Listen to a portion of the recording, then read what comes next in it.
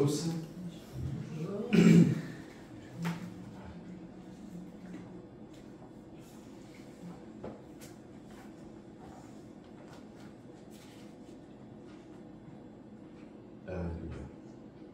J'espère que vous allez bien. J'espère que... Et, pardon, excusez-moi. Aujourd'hui, on va aller dans Éphésiens, Éphésiens chapitre 2. Mais avant de commencer,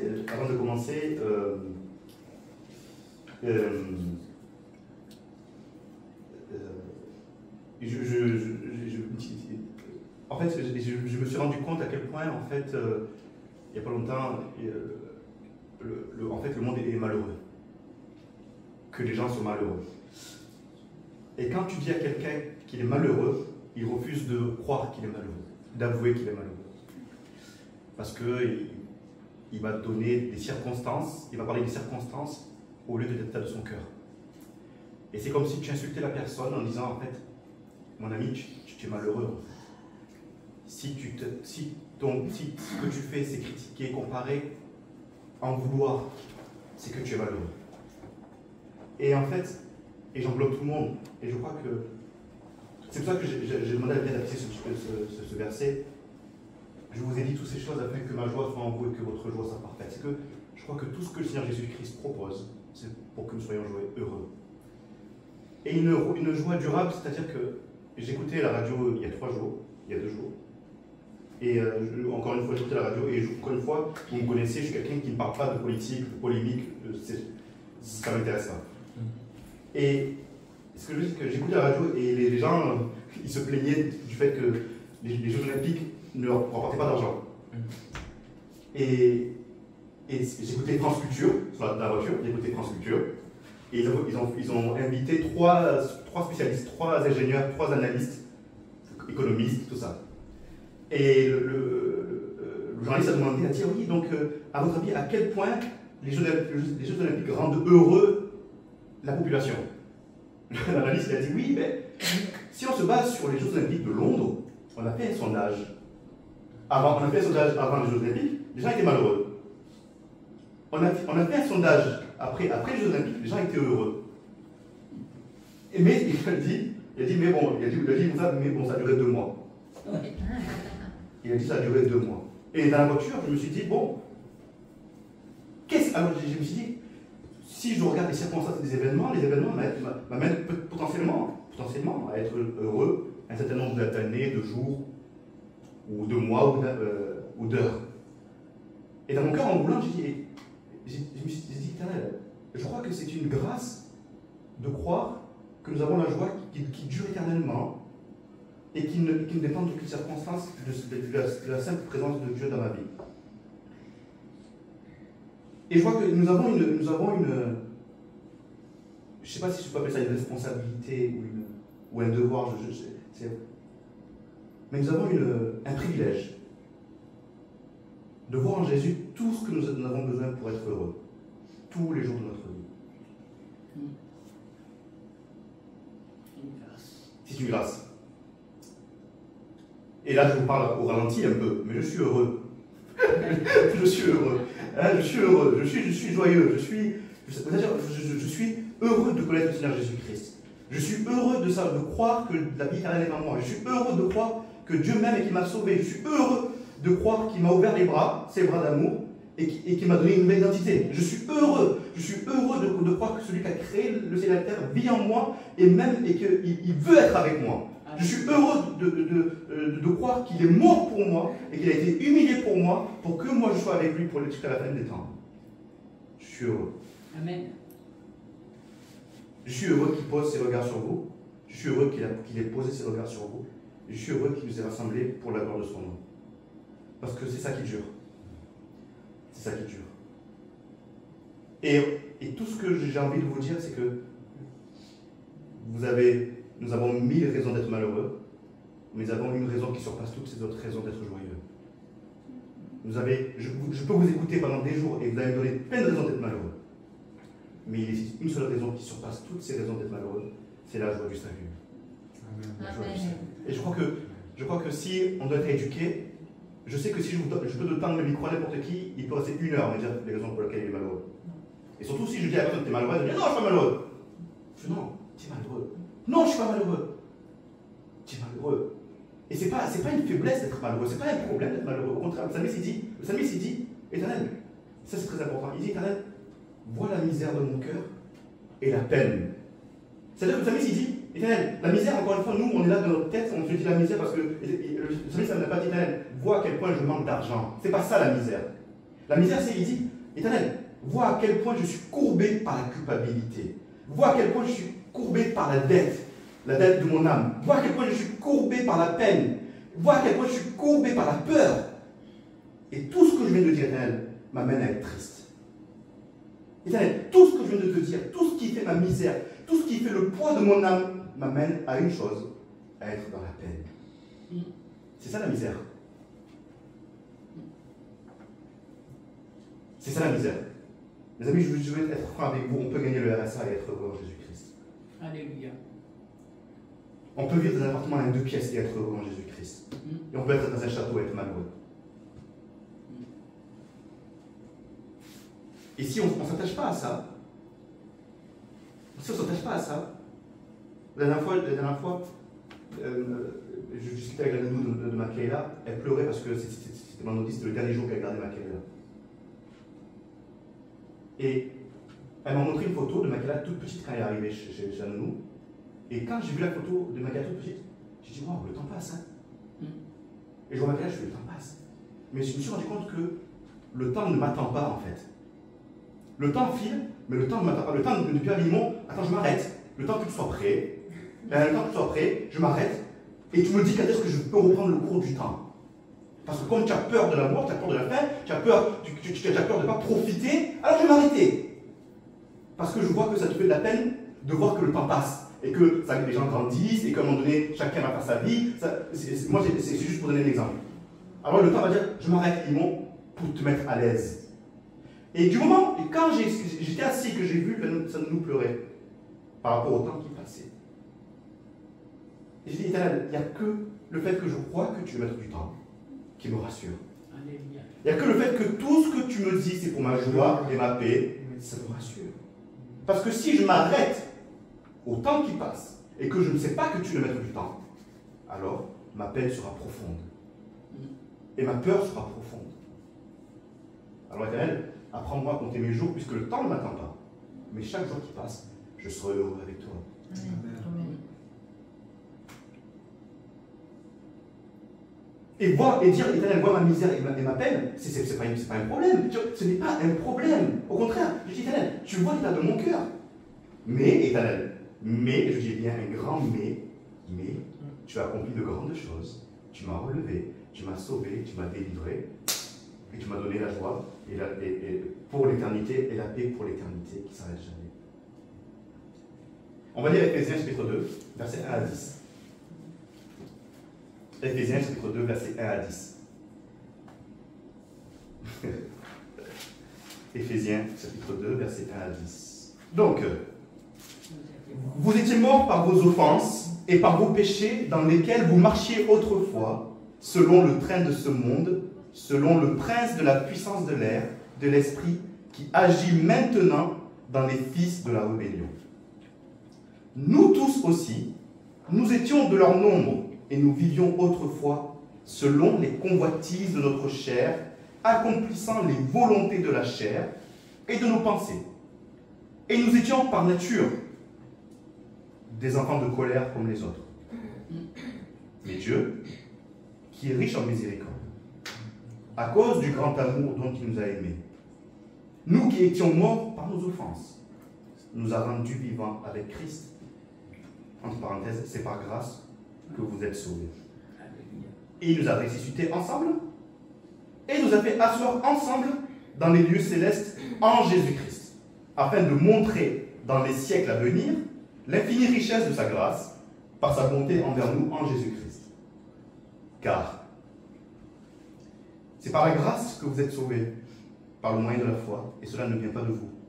C'est le don de Dieu. Ce n'est point par les œuvres afin que personne ne se glorifie.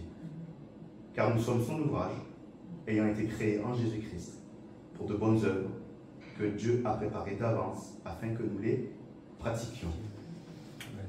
Amen. Amen. Alléluia. C'est merveilleux. Donc ce passage, vous savez, je crois que lorsqu'on lit Éphésiens chapitre 2, nous voyons, je dirais, nous voyons la conversion. Nous voyons la conversion. Nous voyons que nous passons d'un état de mort, d'accord, d'un état de mort, à un état de vivant en Jésus-Christ. Et je crois que, autant quand vous préparez un gâteau, et que vous le mettez au four, qu'est-ce qui est important? C'est qu'à la fin, quand vous le sortez du four, il devient un gâteau mangeable. Je crois que l'acte décisif de la conversion, c'est que maintenant nous sommes vivants en Jésus-Christ. Alléluia.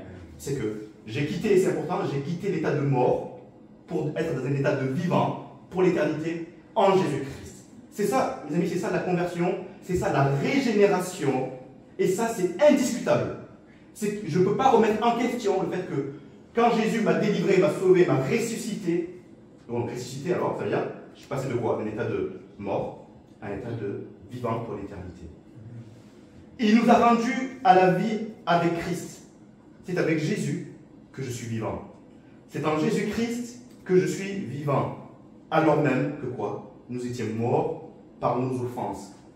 J'étais mort par mes offenses, je suis devenu vivant par Jésus-Christ. Alléluia. D'accord? J'étais mort par mes offenses, je suis devenu vivant. Et il m'a rendu la vie.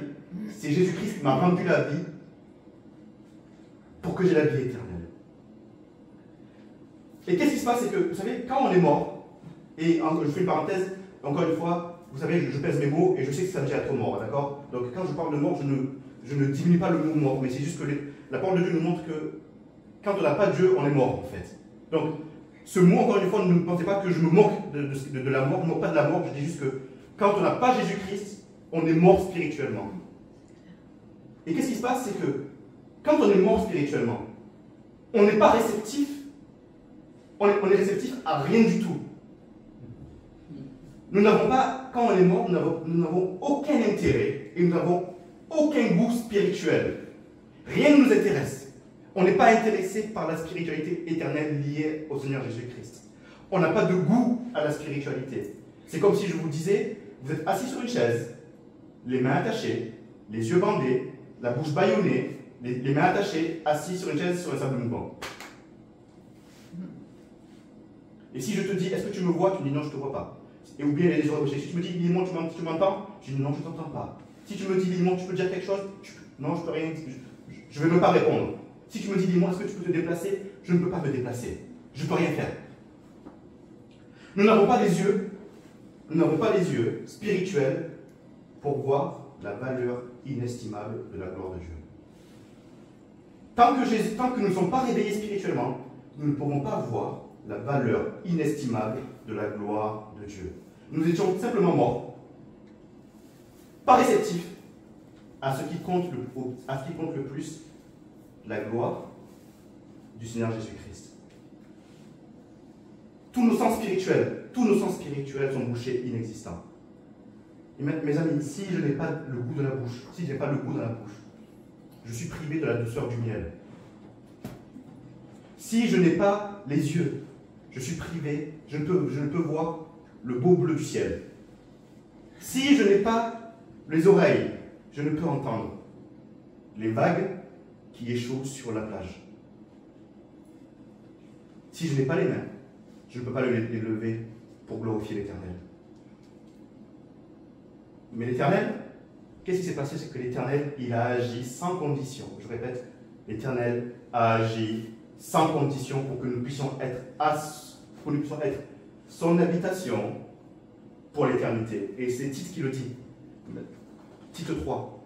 Mais lorsque la bonté de Dieu, notre Sauveur et son amour pour les hommes ont été manifestés, il nous a sauvés non à cause des œuvres de justice que nous aurions faites, mais selon sa miséricorde par le baptême de régénération et le renouvellement du Saint-Esprit.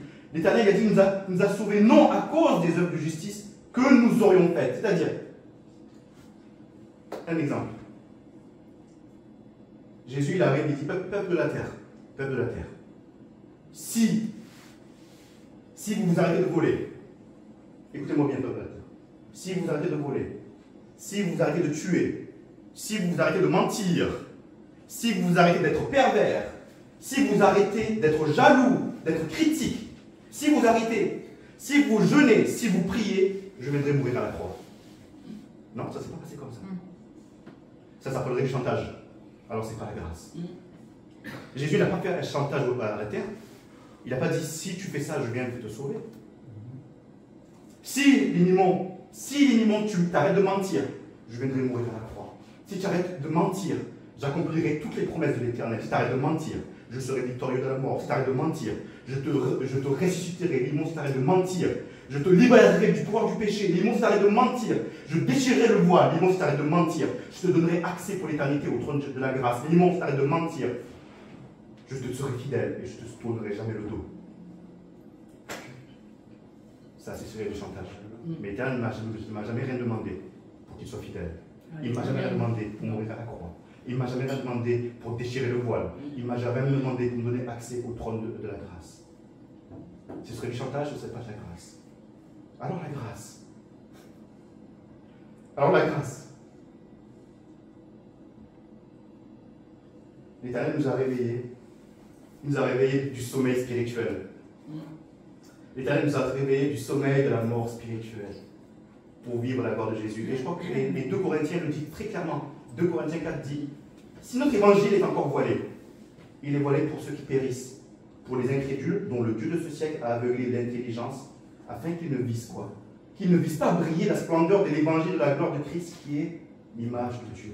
Alléluia. Mes sens spirituels sont revenus à la vie par Jésus-Christ pour que je puisse voir la splendeur de la gloire de l'évangile de Jésus-Christ qui est l'image de Dieu.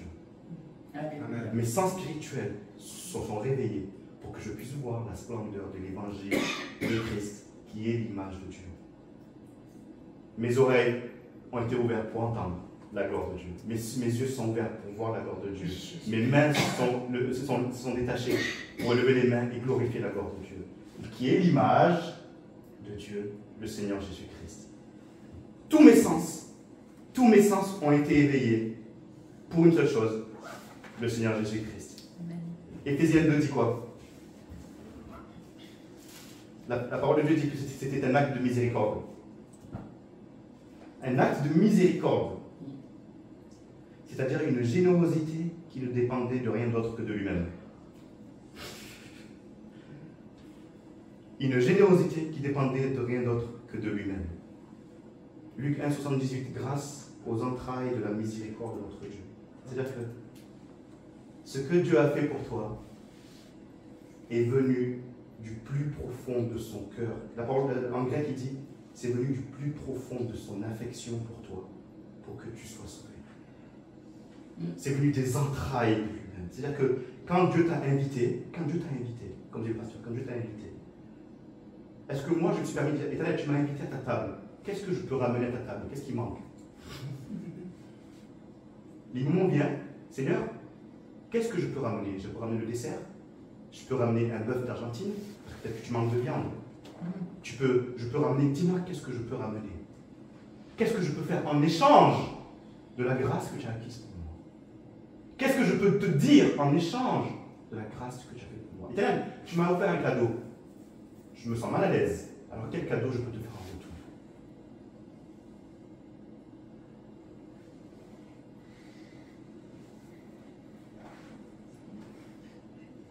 Vous savez, l'apôtre Paul, lorsqu'il a parlé dans Éphésiens, nous voyons qu'il y a une parenthèse.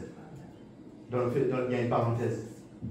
Et l'apôtre Paul, il parle de la miséricorde de Dieu. Il parle de la gloire de Dieu. Et d'un coup, il s'arrête. Il fait une parenthèse, il dit c'est par la grâce que vous êtes sauvés. Il y a une parenthèse. Il dit il y a une parenthèse, il dit c'est par grâce que vous êtes sauvés. Et il le répète au verset 8, c'est par la grâce que vous êtes sauvés. Donc, mes amis, pourquoi l'apôtre Paul insiste sur le fait que c'est aussi par la grâce que nous sommes sauvés? Pourquoi l'apôtre Paul, qui parle de la gloire de Dieu, qui parle que nous sommes sauvés, qui parle que nous sommes justifiés, qui parle que nous sommes vivants en Jésus-Christ, pourquoi il s'interrompt et il dit c'est par grâce que vous êtes sauvés? L'apôtre Paul, c'est simple, l'apôtre Paul met en évidence la gratuité de la grâce, tout simplement. L'apôtre Paul met en évidence la gratuité de la grâce, que un mort ne peut remplir aucune condition pour avoir la grâce. Si moi, je suis attaché, j'ai les yeux fermés, et j'ai les oreilles bouchées. Attaché. Tu me dis, Limon, si tu veux être sauvé, lève la main. Limon, si tu veux être sauvé, lève la main. Limon, si tu veux être sauvé, ouvre la bouche. Si tu veux être livré du pouvoir du péché, ouvre la bouche. Limon, si tu veux être sauvé, ouvre les yeux. Si tu veux être délivré du pouvoir du péché et que tu veux que je déchire le voile, ouvre les yeux. Non. Je suis là, je ne peux rien faire. Limon, alors qu'est-ce que tu peux m'offrir en échange? Qu'est-ce que tu peux m'offrir en échange face à ce que j'ai fait pour toi? Est-ce que, Limon, si je te sauve, tu vas me construire une église? Est-ce que si j'humilie le diable, est-ce que tu vas me suivre? Mais Limon, elle marchait. Est-ce que tu me suivras si je humilie le diable? Est-ce que tu écouteras ma parole si tu humilies le diable? Jésus n'a pas eu besoin que je fasse ça, ou bien que je lui dise ça pour vaincre et aller à la croix, pour mourir à la croix et ressusciter et me ressusciter avec lui. Il ne s'est pas dit, oh, heureusement que Limon m'a dit qu'il va me suivre, alors ça vaut le coup que je meure à la croix. Ça vaut le coup parce que j'ai pas envie de mourir à la croix pour rien. Souvent, nous, on est là, oui, tu peux aller, non, moi j'ai pas envie de faire ça pour rien. J'ai pas envie de faire ça pour rien. Je crois que Jésus s'est dit, en mourant à la croix, Jésus ne s'est pas dit, je vais mourir à la croix pour rien parce que de toute manière, ils sont égoïstes, ils vont faire ce qu'ils veulent, ils vont se critiquer entre eux, rien ne. Ah, c'est même pas la peine. Et là, je vais mourir pour rien parce qu'ils sont inutiles, ils servent à rien, ils sont que rebelles. Et même si je meurs pour eux, tu vas voir, ils vont penser qu'à eux. Et surtout, ils vont remplacer l'œuvre de la foi par les œuvres des hommes. Ils vont remplacer l'œuvre de la foi par les hommes. Ils vont même jusqu'à te dire que je ne suis même plus un refuge. Ils vont me dire que tout ce que je dis est mensonge. Ils vont même remplacer ma gloire pour l'associer à des reptiles. Ils vont même parler de guerre. Ils vont même combattre. Ils vont même tuer des gens en mon nom. Alors pourquoi je mourrais pour eux? Ça ne sert à rien que je meure pour eux. Jésus avait une telle joie qu'il est mort. Il ne s'est pas dit que je vais mourir pour rien. Il est mort et il a vaincu le diable. Il a vaincu la mort. Il nous a donné l'éternité. Parce qu'il nous aimait et c'est venu du plus profond de son cœur. C'est venu du plus profond de son cœur, d'où la gratuité de la grâce. Tu n'as rien fait. Mes amis, c'est pas parce que Jésus n'a pas dit si Limon, tu donnes ton offrande, je mourrai pour toi. Limon, si tu jeûnes, je mourrai pour toi. Limon, si tu viens à l'église de 9h à 14h et de 15h à 18h, je mourrai pour toi parce que waouh, je vois à quel point tu te lèves et que tu viens à l'église. Je ne peux rien faire. Je ne peux rien faire pour valoriser la grâce que. Je vais vous donner un exemple. Si le pasteur m'invite chez lui, je viens et je vois une table. Il m'invite.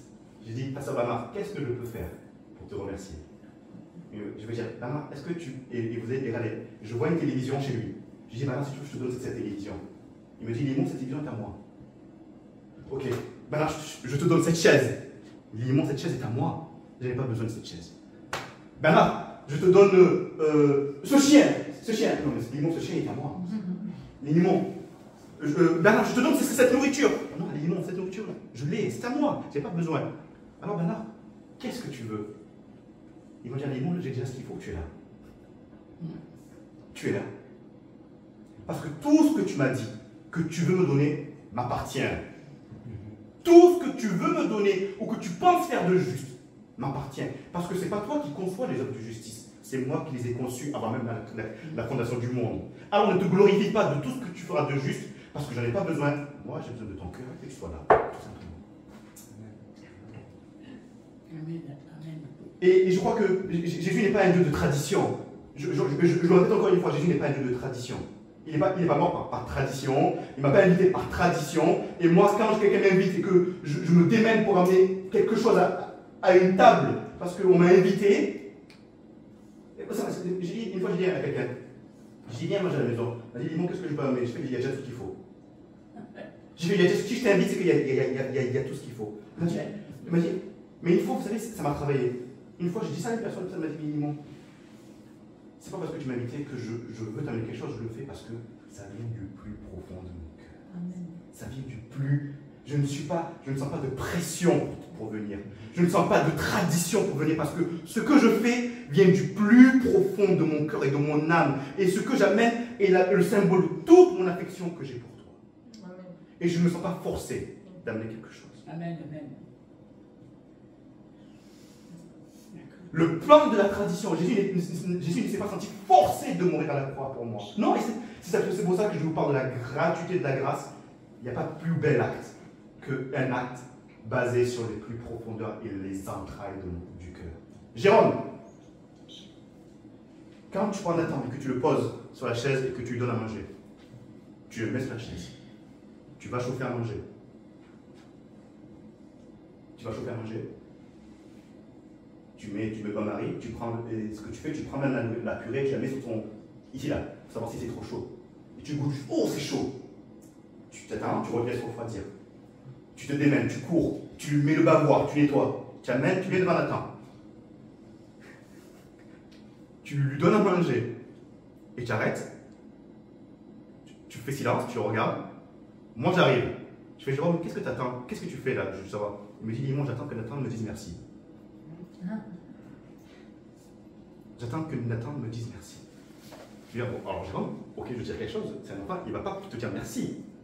Il ne faut pas te dire merci. Parce qu'il ne peut pas te dire merci. Parce qu'il ne sait pas, il ne peut pas le faire. Alors si tu attends qu'il te dise merci, le petit, il ne va jamais manger. Si tu attends qu'il te dise merci, papa, ou papa, c'était très bon, ou papa, j'ai vu que tu t'es démené, papa, j'en reveux encore, tu vas attendre des jours et des années. Quand on est mort spirituellement, on ne peut pas dire, je ne peux pas dire, un mort ne peut pas dire même merci pour ce que tu feras, Seigneur Jésus-Christ. Merci pour ce que tu feras. L'Éternel vous a éveillé spirituellement, vous avez une grâce spirituelle de vous éveiller pour que vous puissiez manifester, pour que vous puissiez contempler la splendeur de son évangile et reconnaître la grâce. Vous savez, le psalmiste, il dit une chose. Il dit, Éternel, comment je peux te remercier pour tout ce que tu as fait? Je suis encore chez Bernard. Bernard, comment je peux te remercier pour l'invitation que tu m'as faite? Alors Bernard me dit, dis-moi, c'est simple, tu n'as qu'à juste reconnaître que j'étais invité et que tu as avec moi, tout simplement. Le psalmiste, il est venu, il a dit, Éternel, comment je peux remercier tout ce que tu as fait? Il a dit, je vais juste faire une chose. Je vais juste élever la coupe des délivrances. C'est-à-dire que je veux reconnaître de plus profond de mon cœur que tu es celui qui m'a délivré de l'amour pour l'éternité. Alléluia. Et ça, c'est dans les profondeurs de mes entrailles. C'est ce qui domine mes pensées. Que je n'ai rien fait. Mes amis, vous êtes, encore une fois, peut-être que, mes amis, je le répète et je le dis sans concession, vous n'avez rien fait. Et on n'a rien fait qui mérite d'être sauvé. Alors, pourquoi il nous a sauvés? Qu'est-ce qui est venu? Qu'est-ce qui est venu? C'est devenu tout simplement, encore une fois, du plus profond de son être. Et Jésus-Christ est venu librement.